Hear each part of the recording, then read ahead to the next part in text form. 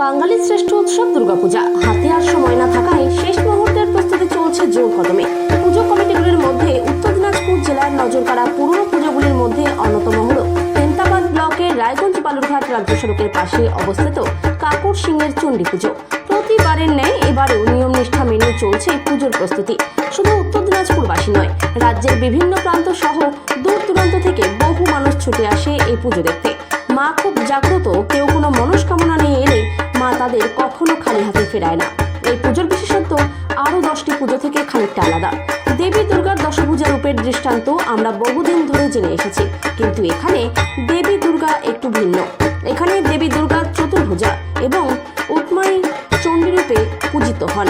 জানা যায় বাংলাদেশের রাজশাহী জমিদাররা এই পুজোর প্রচলন করেছিলেন প্রায় 500 বছর আগে। এরপর এই পুজোর দায়িত্ব দিয়ে যান হেমতাবাদের দেব শর্মা পরিবারকে। বংশ পরম্পরায় এই পুজো করছে শরিকের পরিবার, তাদের সঙ্গে মিলেমিশে পুজো করেন স্থানীয়রাও। একসময় এই এলাকা জুড়ে ছিল ঘন জঙ্গল। সময়ের সঙ্গে এখন এখানে দেবী উৎমাই চণ্ডী পাকা মন্দির স্থাপন হয়েছে। প্রতিমা তৈরি হয় মন্দিরেই, দশমীতে শুধু ঘট বিসর্জন হয়। সারা বছর দেবীর প্রতিমা মন্দিরে রেখে পুজো করা হয়।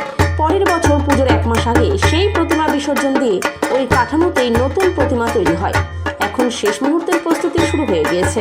তো কত বছরের পুরনো এই পুজো? আমাদের বহু প্রাচীন, মোটামুটি আনুমানিক 450 থেকে 500 বছরের পুরনো। কিভাবে শুরু হয়েছিল পুজো? এই পুজো আমাদের শুরু হয়েছিল বাংলাদেশের এক রাজশাহী জমিদার, উনি সর্বপ্রথম এই পুজোর সূত্রপাত করেন। পরবর্তীতে আমাদের বংশেরই কোনো একজন ব্যক্তির কাছে এই দায়িত্বভার দিয়ে যান। তারপরে আমাদের এই পুজো বংশ পরম্পরা চলে আসছে। আচ্ছা, অন্য সাধারণ পুজোর সাথে এই পুজোর পার্থক্যটা? এই পুজোর পার্থক্য হচ্ছে আমাদের এই মা খুব জাগ্রত।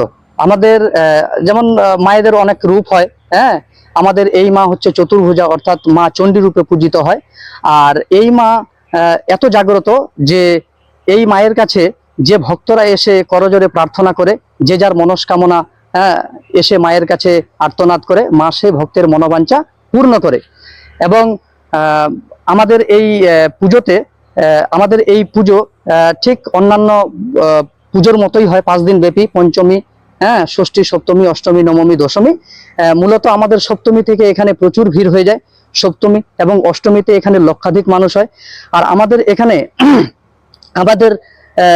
আমাদের রাজ্যের বিভিন্ন জেলা থেকে মানুষ এখানে আসে। এছাড়াও আমাদের যে প্রতিবেশী দেশ আছে বাংলাদেশ, এছাড়াও আমাদের পশ্চিমবঙ্গের বাইরে যে সমস্ত রাজ্যগুলো রয়েছে, আমাদের ভারতবর্ষের বিভিন্ন রাজ্য থেকে এখানে বেঙ্গলি, নন বেঙ্গলি প্রচুর পরিমাণে এখানে মানুষ আসে। আর বিশেষ মাহাত্ম্য আমাদের নবমীর দিনে এখানে আমাদের ভক্তদের জন্য খিচুড়ি প্রসাদেরও ব্যবস্থা থাকে, এবং সেই খিচুড়ি প্রসাদ পাবার জন্য ভক্তরা দূর দূরান্ত থেকে এসে অপেক্ষা থাকে। দেবীর রূপের কি পার্থক্য রয়েছে? দেবীর রূপ, মায়ের তো অনেকগুলো রূপ। অন্যান্য মণ্ডপে আপনারা দেখবেন 10 হাতের দেবী, কিন্তু আমাদের এখানে মায়ের 4টা হাত রয়েছে। অর্থাৎ আমাদের এই মা চণ্ডী রূপে পূজিত হয়। অর্থাৎ আমাদের এই মায়ের নাম হচ্ছে শ্রী শ্রী উৎমাই চণ্ডী, অর্থাৎ মা আমাদের চণ্ডী রূপে পূজিত হয়। আচ্ছা, এই পুজোকে ক্ষেত্রে সাজানোর বিষয়টা এবং নিরাপত্তার বিষয়টা কি? আসলে আমাদের এখানে প্রচুর পরিমাণে ভক্তবৃন্দের আগমন হয়। সেই জন্য আমাদের এখানে অ্যাকচুয়ালি আমাদের এখানে ভক্তদের ঠিকমতো পরিষেবা দেওয়ার জন্য আমাদের পুলিশ প্রশাসন থাকে, আমাদের নিজস্ব পুজো কমিটির পক্ষ থেকে ভলেন্টিয়ারের ব্যবস্থা থাকে, এবং আমাদের সিসিটিভি ক্যামেরার ব্যবস্থা থাকে। আমরা খুব সুন্দরভাবে ভক্তরা যাতে অঞ্জলি সকাল থেকে দিতে পারে, এই জন্য মূলত আমাদের এখানে অঞ্জলিটাই মাহাত্ম্য। অর্থাৎ সপ্তমী, অষ্টমী, নবমীতে প্রচুর ভক্তদের আগমন হয়, তাই সকাল থেকে একদম রাত্রি পর্যন্ত অঞ্জলি চলে। তো সেক্ষেত্রে আমরা ভক্তদের খুব সুন্দরভাবে অঞ্জলি দেওয়ার ব্যবস্থার জন্য এই সমস্ত ব্যবস্থা করে থাকি। আর তাছাড়াও আমাদের এখানে আমাদের মন্দির হচ্ছে পাকা মন্দির। আমাদের এখানে ওরকম কোনো আলোকসজ্জার ব্যাপার থাকে না। আমাদের পুজো মণ্ডপের সামনে আমরা ভক্তদের একটু শান্তির জন্য আমাদের একটু বাঁশের সুন্দর করে প্যান্ডেল করে ডেকোরেশন করা থাকে। আমরা এভাবেই করি। আসলে আমাদের এখানে অঞ্জলি এবং পুজোটাই হচ্ছে মাহাত্ম্য। আমাদের এখানে আলোকসজ্জার কোনো ব্যাপার নেই। আগে কিরকম মন্দির ছিল? আগে মাটির বা কি ছিল? আগে আমাদের এখানে কুঁড়ে ঘর ছিল। আসলে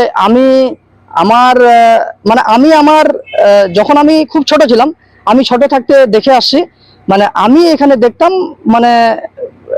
আমাদের এটা পুরো একেবারে জঙ্গলে ভরা ছিল, মানুষ এখানে ভয়ে আসতে পারতো না। আর তার সাথে সাথে আমাদের মন্দিরটা খুবই একদম ছোট ছিল এবং কুড়ে ঘরের ছিল। তারপরে ধীরে ধীরে টালির হলো, টালির হওয়ার পরে তারপরে দোচালা টিনের হলো, পাকা ওয়াল। তারপরে ওটা অনেক দিন ধরে থাকলো। তারপরে ধীরে ধীরে জঙ্গলগুলো সাফাই হলো, পরিষ্কার হলো, ইলেকট্রিকের ব্যবস্থা হলো। তারপরে আমাদের এই পাকা মন্দির 2018 সালে হলো, এখন না 2009 সালে হলো। 2009 সাল থেকে আমাদের এই পাকা মন্দিরে এই মায়ের পুজো হয়। সারা বছরই কি মন্দির? হ্যাঁ, আমাদের পুজো মণ্ডপের ভেতরে আমাদের প্রতিমা সারা বছরই থাকে। আমরা একবারে পুজোর ঠিক মোটামুটি 1 মাস আগে আমরা বাংলা শ্রাবণ মাসে মাকে বিসর্জন দিই, তারপরে আবার নতুন প্রতিমা ঘরে ঢোকে। চাঁদা তোলা বা কিভাবে হয়? আসলে আমাদের এখানে সেরকম কোনো চাঁদা তোলার ব্যবস্থা নেই, বা আমরা ঘরে ঘরে গিয়ে আমরা পুজো কমিটিরা কারো কাছে চাঁদা দাবি করি না। বা অন্যান্য পুজো কমিটির মধ্যে আমরা যেটা দেখি যে হয়তো রাস্তায় দাঁড়িয়ে তারা হয়তো মনে করেন যে টোটো, বাস বা এইসব চাঁদা তোলার ব্যাপার থাকে, কিন্তু আমাদের ওরকম চাঁদা তোলার ব্যাপার নেই। আমাদের এখানে পুজোর সময় আমাদের পুজো 5 দিন চলাকালীন আমাদের মন্দির কমিটির থেকে একটা অফিস থাকে। স্বেচ্ছায় যে সমস্ত ভক্তরা ওই অফিসে এসে যারা যেভাবে আমাদের এই পুজো উন্নতিকল্পের জন্য বা মন্দির উন্নতিকল্পের জন্য বা পুজো ঠিকঠাক আগামীতে আমরা ভালোভাবে করার জন্য যে সমস্ত ভক্তরা স্বইচ্ছায় যা দান করে বা ডোনেট করে, আমরা সেই অর্থেই বা সেই টাকাতেই আমরা সারা বছর পুজো করি। ইভেন দুর্গাপূজাও আমাদের সেই টাকাতেই হয়। তাছাড়া আমাদের এমনিতে চাঁদা কালেকশনের কোনো ব্যাপার থাকে না।